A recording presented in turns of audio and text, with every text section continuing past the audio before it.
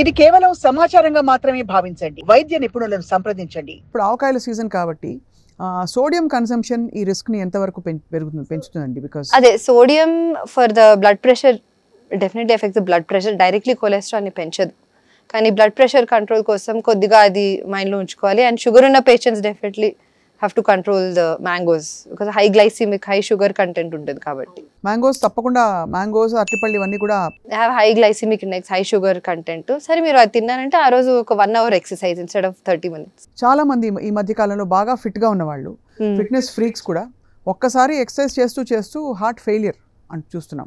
అది కొంతమందికి బాగా హార్ట్ రేట్ పెరగడం చూస్తున్నాం, టాకికార్డియా ఏదో అంటారు కదా. అవును. సో మరి దీనికి కారణాలు ఏంటండి? దీనికి ప్రివెన్షన్ ఏంటి? సో అది చాలా వరకు జెనెటిక్ కాజెస్ ఉన్నాయండి. జెనెటిక్ కాజ్ అంటే గుండె కండరం లావుగున్నప్పుడు, అంటే it's a condition called hypotrophic cardiomyopathy.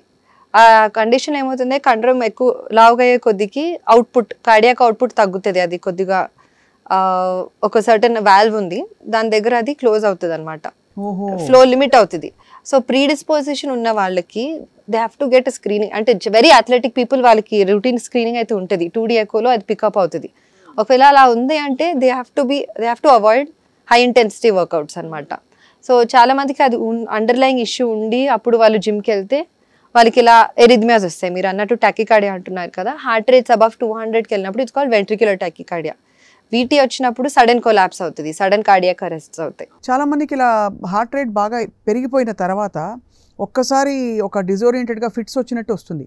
దానికి కారణం ఏంటండి? సో ఫిట్స్ వచ్చినట్టు ఏంటంటే అది సడన్గా ఇలా వీటీ అన్నాను కదండి, ఇర్రెగ్యులర్ కంట్రాక్షన్స్, అంటే very fast rate of contractions వల్ల మెదడుకి సరిగ్గా రక్తం అందదు.